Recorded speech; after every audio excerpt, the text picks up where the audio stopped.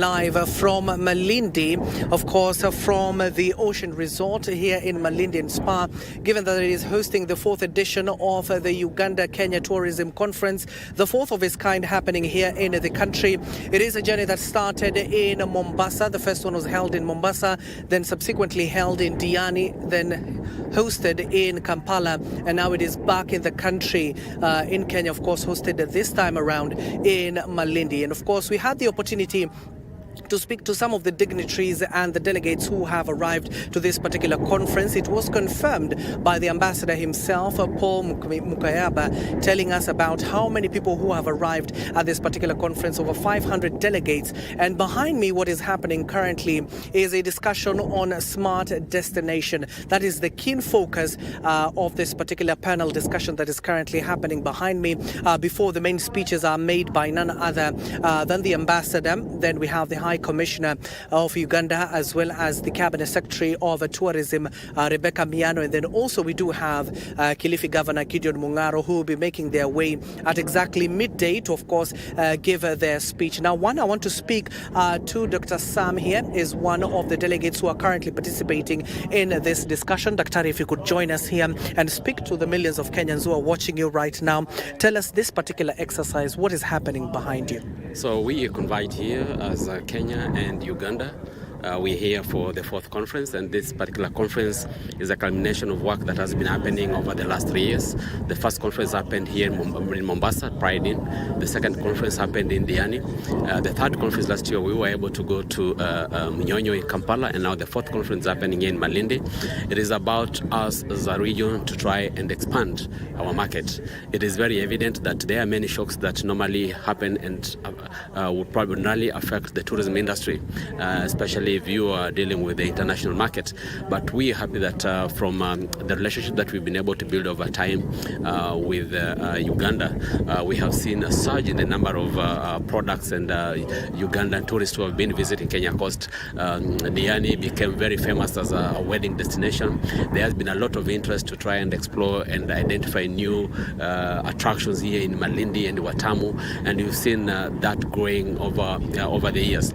And this has actually been necessitated by this kind of arrangement where the private sector in Kenya works very closely with the Ugandan High Commissioner here in Mombasa, in the coast region, and we've been able to organize the conference starting with farm trips. So, for example, the whole of last week we had over 100 Ugandans who arrived in the Kenya coast for a 4 to 5 days farm trip. So some went to Diani, some went to Mombasa, some were here in Malindi, and the whole idea of this farm trip is for them to be able to tour the destinations, to identify the attractions before they're able to sell them, and that gives them the first information. So when they are selling to Ugandans, they actually know what attractions are there. They have sampled the attractions, and this has been necessitated by the cooperation that we have with the private sector, where the hotel association offers accommodation. The two operators provide the vehicles, and we were able to involve all the stakeholders, for example, the boat operators, showing and giving the experience to the delegates, first-hand experience. When you go to the mangrove, when you go, for example, in Mombasa, they were able to go to Hala Park, we were able to go to Akamba Handicraft. These are ordinarily raw attractions that tourists are actually looking for, and therefore giving this information and experience to the two operators from Uganda gives them confidence to be able to set the destination. And also something very fascinating that we've been able to experience with this particular group of tour guides and operators is that we're seeing a much younger generation coming on board, and therefore that is very timely in line with the theme of this particular conference. How do we then include the young people who are doing marvelous work out here? How do we embed what they're doing in terms of technology and innovations? Because tourism is actually now being driven by technology. We've seen situations where the biggest hotel chain in the world today is Airbnb. They don't have any hotel operating on a platform. We've seen, for example, tourists now not looking for brochures. People go online to be able to get information about destinations. We are seeing an increasing use of AI in even coming up with itineraries. And so how is this going to shape the future of travel? When tourists arrive at a destination, we've seen a growing concern among the industry, but it's customer driven. Airbnb, for example. So people want to travel, book online, travel online, share experience online. So it's no longer about me talking to Abdi about how you experience. If you are a good destination, you're offering good quality, to be able to get your reviews online there. So we want to learn, how do we move with the world? Because the travel of today has adopted technology is all over, innovations all over. So this conference today is try and bridge that particular gap, so that those who are mature and older in the profession should be able to learn and include the young people who are coming on board with these sort of innovations, and see how do we take advantage of them, leverage on those innovations, technologies, so that then we can be in tandem with the growth and development that's happening globally. And indeed, in the third edition, you were talking about some of the bottlenecks that has hindered the tourism sector. And one of the key issues that came out is affordability, especially when it comes to air tickets. And the ambassador had talked about that extensively this morning. But in terms of the deal that has been made between Kenya and Uganda in the extension of the standard gauge railway, how crucial will that be in terms of tourism within the two nations? Very important to note that destinations are as good as accessible there. If you don't have access to a destination, it's as good as not very relevant. And therefore, we've seen, number one, the Kenyan government has done massive investment in infrastructure. So besides just the SGR, we've seen exponential growth and investment in infrastructure. So the road network in the coast region is very good. We have seen expansion of airports. Now Ukunda Airport rebranded to Diani Airport. That makes it very easy for larger equipment being able to land there. There are a lot of discussion happening on expanding Malindi Airport and also Moi Airport, Moi International Airport. But now for SGR, it means that it will be very possible for travelers to be able to leave Kenya coast from Mombasa CBD, connect to Miritini, go to Nairobi all the way to Uganda, and vice versa.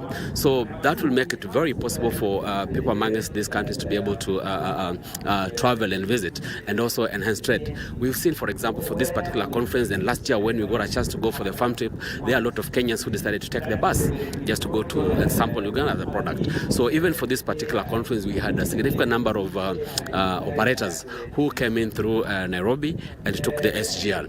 And therefore, those protocols and those agreements are very important and very catalytic, because they are meant to enable us to be able to have our destinations accessible. Yeah. And indeed, also the other outcomes we do anticipate from this particular session. What should Kenyans and Ugandans look out for once this conference is concluded? We're looking at enhanced, deeper partnerships. I've talked about the farm trips that have just happened, and there will be a second leg of this. A lot of around 100 Kenyans have been selected to go and partake of that farm trip back in Uganda, and therefore we're looking at enhanced relationships because you have had one-on-one with the tour operator in Uganda. They have sampled your property. So we also, you through these particular engagements, we're going to see trust levels being enhanced. So you really don't have to travel. You don't have to worry about your guests being taken care of the other side. The other thing we hope to achieve out of this particular conference and out of the panel that is ongoing now, for example, is that the new destinations that are emerging and coming up, because with all this investment that is happening, Kilifi County has had a big investment conference. You're seeing a lot of investment conferences happening across the coast region in the counties.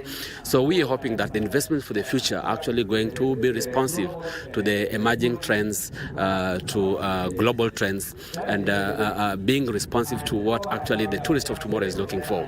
Really being able to be environmentally sustainable destinations and investments that will be able to speak and predict guest expectations, systems that are going to allow guests to be able to have seamless check-in and even share information and share feedback while at the destination. Investment that is going to help us discover new perspectives. For example, you don't have to travel to destination physically. We now have VAR, where you can actually see real time what is happening at a destination. So I think looking at what has happened over the years and the transformations that are happening in the marketplace, it is very timely that there are over 500 delegates seated here, and together with that, the inclusion of policymakers, the CS herself, the county government being involved here heavily, TRA as a regulator being on the panel, KTB being here.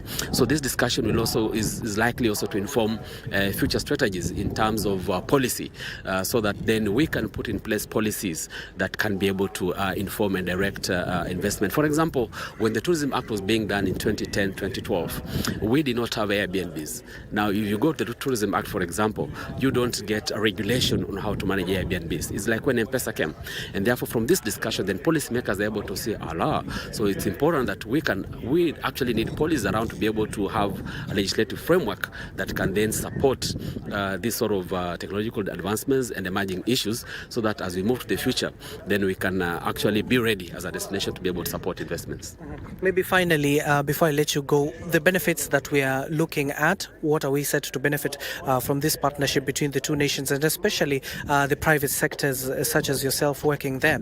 And also importantly is that in terms of the resources and the numbers, the projections, especially give us the projections, we will likely see an increase of tourists between the two nations. Uganda is already one of our international key source markets. I think number one or number two thereabout, that is bringing in a lot of visitors to Kenya, and Kenya coast for that matter, commanding a bigger chunk of that. You remember Uganda is a landlocked country, but then they're taking advantage of this. We are aware about the East African protocols that have put together East Africa as one block, and therefore we're looking at a situation where tourists can come to Uganda and extend to the beach on the same itinerary, or start by the beach and then go and experience gorillas and the apes and the attractions that are in Uganda. That is one big win that we can achieve out of this particular partnership. Of course, growing the numbers and also expanding the menu of what we offer as a destination. But I think most important for me is the sense of pride that we then get to have as tourism stakeholders. Tourism is our tribe. Tourism is our culture.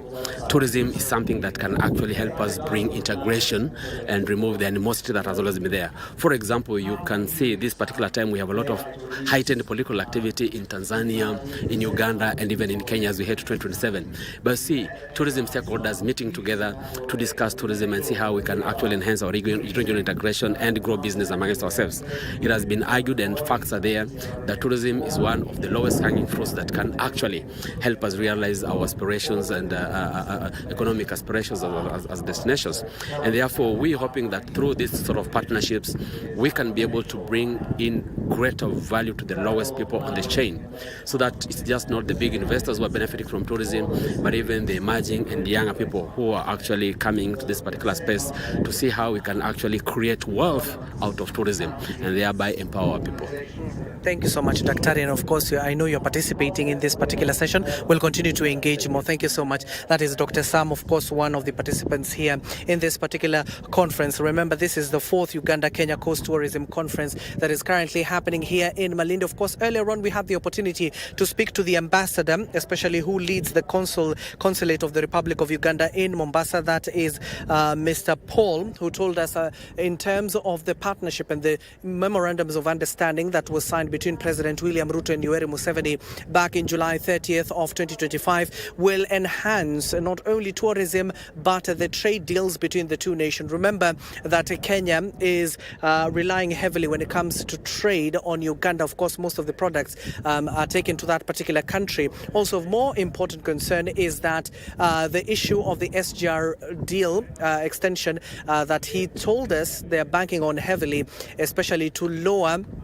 the air tickets, which are very expensive between the two nations, especially coming from the capital all the way to the coastal cities. Not so many people can afford it, but following the introduction of the standard gauge railway, many Kenyans have access to the coastal lines of Kenya. And of course, they're saying that if that particular SGR deal comes to fruition, a deal that was signed between the two nations, it will be very vital for many Kenyans to access both nations, not only Kenyans going to Uganda, but Ugandans coming to Kenya. Kenya. And of course, he clearly states that this will also increase the percentage of growth when it comes to the tourism sector to ensure that this is very vital. We're still keeping a close eye on this particular event that has already started. It has already started with a session on smart tourism, leveraging on the technological advancements that have been witnessed within this sector. Also, we're still keeping a close eye on the Cabinet Secretary, that is Rebecca Miano of Tourism, who is expected here any moment from now, as and when she comes. Wahome